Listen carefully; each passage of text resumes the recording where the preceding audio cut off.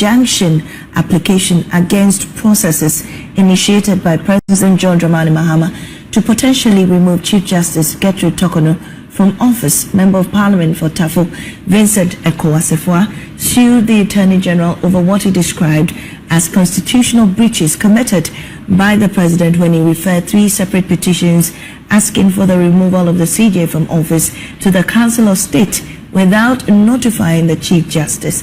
Well, let's take you to the courts now and speak to our legal affairs correspondent Lateef Idris on this. Lateef, what can you report from the court? Well, Mami, so as we speak, before this particular injunction application to be heard here at the Supreme Court, there were 2 other cases. As we speak, those 2 cases have been called. Judgment has been given on one. There has been adjourned for the judgment to be given on the other one. So the expectation was that the application was going to be called and the hearing will begin. But we understand the panel, as we speak, is not complete. So the judges are currently waiting for one last justice of the Supreme Court to arrive to make that particular panel complete before they are able to sit. Just before that, we saw the current Attorney General, Dr. Dominic Ayine, and the former Attorney General, Dr. Gebuadame, being called into chambers by the justices of the Supreme Court.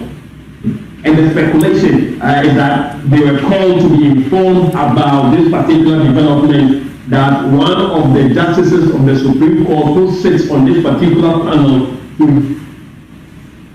hear this injunction application by the Member of Parliament for Otapo is currently not available here at the Supreme Court. We are told that if in the next hour or so, if he doesn't show up, what it means is that the case will be adjourned for future hearing. But we are waiting to see what particular decision will be taken by this particular panel on this issue. Well, Lateef, do we know who make up this panel, the judges, and how many are they?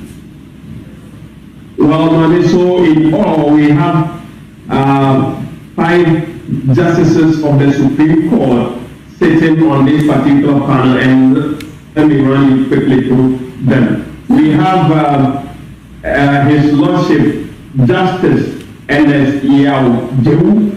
We also have His Lordship Justice Richard Ajay Fempong. We have Her Ladyship Justice Professor Henrietta Mensah Bosu. We also have His Lordship Justice Samuel Kwame Adibi Asidu. And finally, we have His Lordship Justice Yao Dako Asari. These 5 justices of the Supreme Court make up this panel. And as we understand, I wouldn't want to put out the name of this justice because he is the only one who is not available. And we understand he might make it or he might not. If he doesn't show up, like I mentioned, the case will definitely be adjourned for future hearing. Thank you so much, Lateef. We'll definitely. Under Section 208 of Act 30, a person convicted of treason or felony or an offense involving dishonesty is disqualified to serve as a juror unless the person has obtained a free pardon. Over the years, and strangely, the justice sector seemed to have become constrained only to a small pool from which jurors were chosen. This pool seemed to have become confined to clerical staff in the civil and or public service institutions, and in a few instances, officers from the education sector. The yearly revision of lists required under Section 213 of Act 30 has seemed not to be thorough. This has caused the untenable problem of a particular juror being involved in several cases in different courts at the same time. Some of the jurors were on jury duty for years, and in some cases over a decade, making them almost professional jurors, and not the lay group with fresh exposure to legalities that they were needed to be. After much brainstorming, a team assisted me to propose solutions and reforms to make our jury system more efficient and results-oriented. In order to get the buy-in of all stakeholders, the team went on to do media and stakeholder engagements on national and regional platforms. As we open assizes today, jury lists have been expanded to include all citizens qualified by law, including many individuals in the private sector. Over time, steps will be taken to further expand the pool from which jurors will be selected. With these reforms, it is our expectation in the judiciary that the time of citizens engaged in jury duty not being used efficiently will change, and now there will be more expeditious disposal of cases. The time for change has gladly come, beginning from today's opening of the criminal session, which will be occurring in all the regions of Ghana, where trials on indictment will be conducted. The following administrative directions already exist for presiding judges and registrars of high courts. Some of the instances we saw, Justice Torkonoo, when she traveled, she came back and returned cash of nearly $9,000 to the judicial service. That I didn't spend all the money. This is the rest of the money. When I saw it, I was telling my people that, but this, my Lord, $9,000 you can issue to buy. Say that you bought books from London or something, buy something. And they said, well, that's how she is. She's like that. She came, she brought the money back. So because they raised this allegation, it has allowed people now to look at it. And everybody's finding out, oh, the last time Justice Torkonoo traveled, we gave her some money. She brought back $9,000 that she didn't use it. This is the kind of person they want to impeach for corruption. So how many ministers, how many ministers travel with the impress and come back and go and give the money to the chief director that I didn't spend the money, finance manager, here's your money. No, people don't do that. I'm not saying they should do that. But I'm saying when you have somebody who has done that, this is not the person that you say is corrupt. You cannot say that is corrupt in the same breath of a person who takes money and returns the rest of the money. You cannot say that.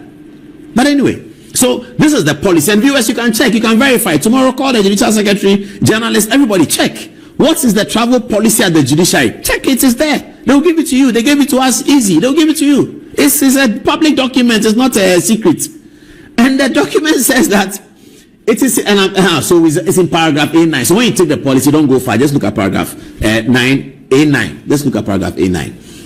And that policy is on foreign travels. It's by the head of the judiciary. So this is a policy that came in 2010. It has existed and it was reviewed in 2019. Reviewed to add security, actually.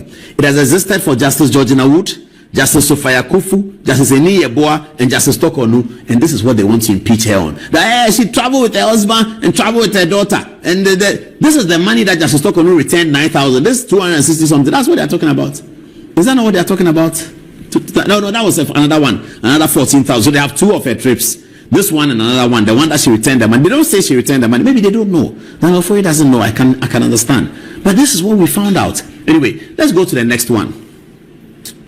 It says, this is a very important one, very, very, very important. Again, because Mr. Chikata is lawyer for Daniel Ofori, and Mr. Chikata is also lawyer for Jachikwesin, and the Attorney General told us in his press conference, when he was asked by journalists, why didn't you enter nolle prosequi for Jachikwesin? Dominic Ahini told the journalist that Chachu Chikata has told him that as far as he, Mr. Chikata, is concerned, the Jachikwesin case will be won, so he need not enter nolle prosequi. This is the conversation the Attorney General reported. This kind of conversation going on in the judicial circle. This is what the Attorney General reported. The learned Attorney General told Ghanaians that he did not enter nolle prosequi for Jachikwesin because Mr. Chachu Chikata, who is lawyer for Jachikwesin, has told him, Dominic Ayeni, that as far as he, Mr. Chikata, is concerned, the Jachikwesin case is doable. And so he doesn't need a nolle prosequi. So was he entering nolle prosequi for cases that are not doable? What is the meaning of doable? What is doable? 2-3 days ago, Jachikwesin won his case. And they put powder on his head and on Mr. Chikata. So you see, sometimes the dots are coming together a little bit. Daniel Ofori, then in his petition to Mr. President Mahama against Justice Torkonoo, Chikata is his lawyer. Chikata is also lawyer to Jachikwesin, says this, that the Chief Justice interfered in the Jachikwesin suit by causing operatives of national security to seize computers used in the trial. The Chief Justice also transferred staff that were accused of being involved with some unexplained activities involving the trial. The Chief Justice also transferred staff that were accused of being involved with some unexplained activities involving the trial. Now, this is why I blame the judiciary, the judicial service. They must, as a matter of urgency, appoint a director of communications in the judiciary. The way the world is going, they must have a lawyer, proper lawyer, 10 years at the bar. In fact, it must be 10 years at the bar, who will be elected after interview as the director of communications at the judicial secretary's office.